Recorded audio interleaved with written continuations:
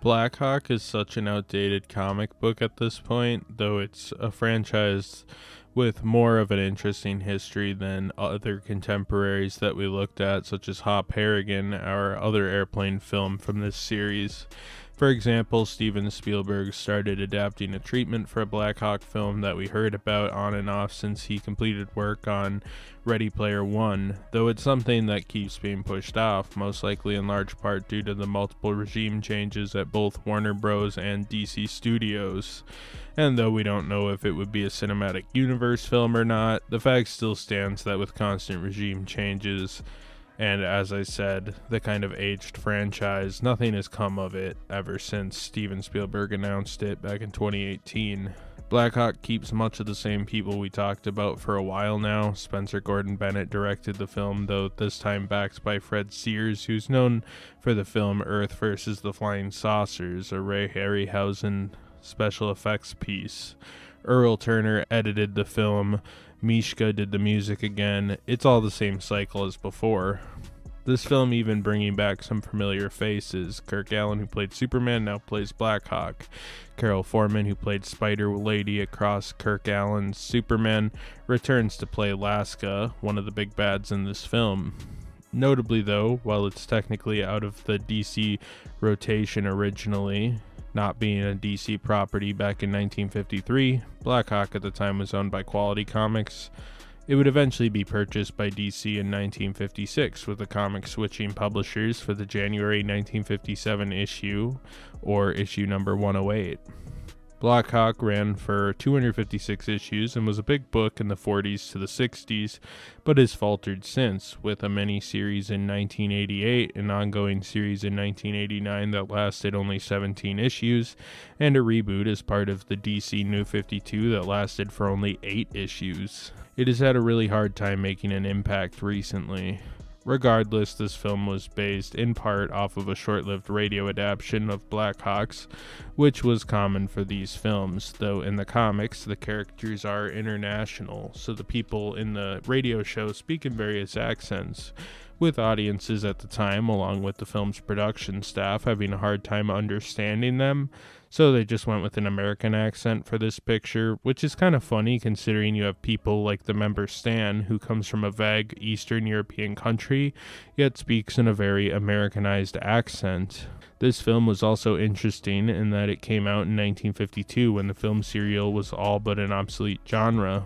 Like all film serials, the film is long but has a really basic story. Basically, Blackhawk leads a group of fellow pilots, the Blackhawk Squadron, when a mysterious woman Laska and her gang of vaguely Eastern European people fight the team for the mysterious Element X, which can be used as super fuel. This goes on for 15 chapters, then the villains all die or are apprehended, and one of the characters, Mr. Case, ends up being the mysterious leader of the gang. Laska really heads the gang, so the leader is pretty much irrelevant to the film. In all honesty, the leader doesn't really do shit. I don't know why he was here other than to add this mystery plot that they've shoehorned into every film that we looked at so far, more or less.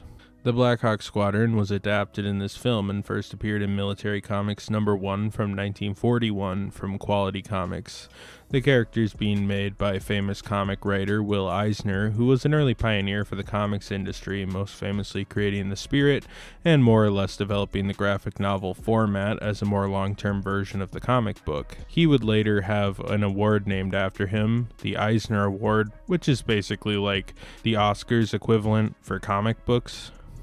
The film grabbed 6 of the members of the Blackhawk Squadron.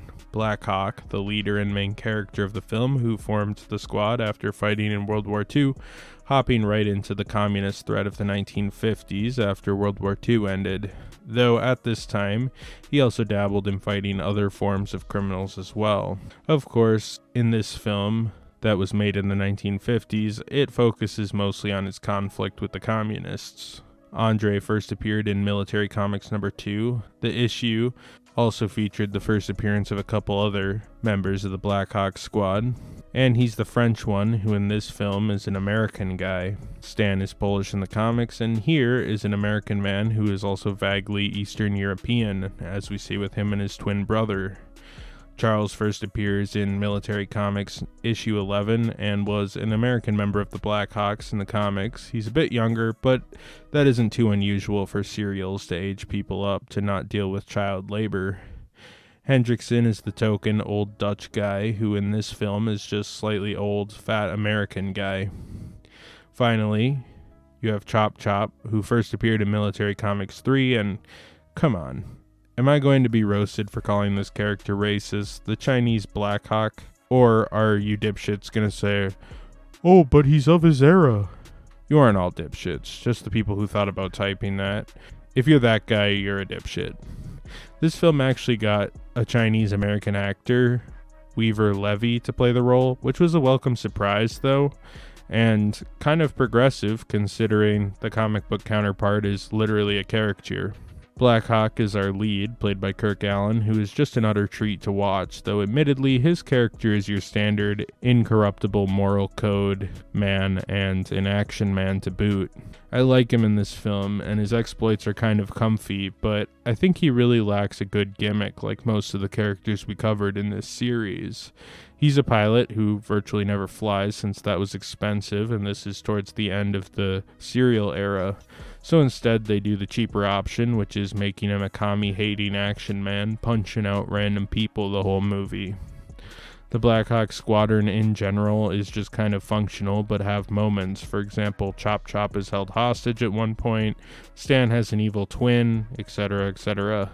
I like the characters, but without the accents and playing into their differences, it's really just a bunch of white American action men working for the ultimate American action man, and their Asian and old lackeys back at home that are occasionally featured for the gimmick. The leader's gimmick is that we never see his face. He doesn't have a costume. It is the prevailing unknown antagonist gimmick we saw a lot in things like Claw from Inspector Gadget way down the line from here.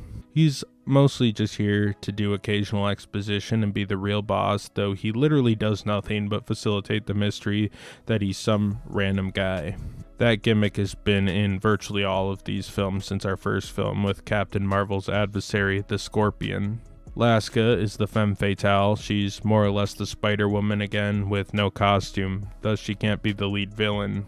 She kinda bosses around the lackeys and is occasionally bossed around by the leader when the film remembers that that guy actually exists.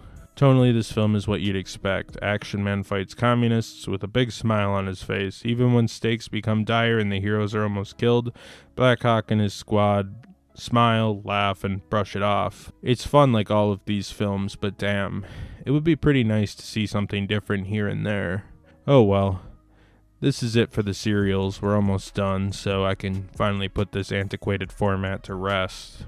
Mishka does the music again, and it's good, but, I mean, it's nothing new compared to his other previous DC films. Earl Turner edited this film and redeemed himself on the bad flying sequences from Hop Harrigan. These look nice, aren't very dizzying the way Hop Harrigan's were, but with that said, there aren't many flying scenes in this film, coming out so late in the serials. I would suspect the budget wasn't great, though of course those figures don't exist anymore, so we can only assume based on circumstantial evidence like this movie about pilots who barely fly. William Whitley took over for Ira H. Morgan on cinematography, and he did pretty well. I mean, honestly, you probably wouldn't know looking at it, but that's largely because cinematography of the day was more of a science than an art, especially on these cheaper pictures. Of course, you have people like Orson Welles or something doing more advanced stuff in their films, but yeah, William Whitley did a lot of work in the industry, also doing a lot of shows like Bonanza, a popular western of the day, The Lone Ranger, and most relevant to this series, The Adventures of Superman. The people working on serials, as you could probably guess, often moved more into the television realm, being the new fast and cheap productions that replaced the serials more or less. Overall, it's okay. I don't know. I think around 40 hours of these films made the format run pretty thin for me, and Blackhawk is admittedly a franchise I have virtually no reverence for, but Kirk Allen is still fun, so is Carol Foreman, and the action and adventure is good enough. The Superfuel Element X is a MacGuffin that does little, and the hidden antagonist was 100% pointless. I'm not even really sure why he was here. This film had some fun sets, like the oil refinery that appears in Chapter 7, and we get some adventures in Mexico with a bunch of white Mexicans and a set that may actually be a medieval village set from a different film. There is a part with a hay carriage pulled by horses that's on fire. No way in hell that was safe for the animals, though. I don't think that was much of a concern at the time, and PETA didn't exist, so I guess they just did it. Honestly, Blackhawk is just fine, and a decent send-off to this DC video, even if it's less well-known of a franchise than Batman or Superman. Hopefully, Steven Spielberg makes a Blackhawk movie in the future that could potentially be fun, but who knows, and honestly, if Steven Spielberg can do it with some actual flying, then maybe we could get a proper Blackhawk adaptation.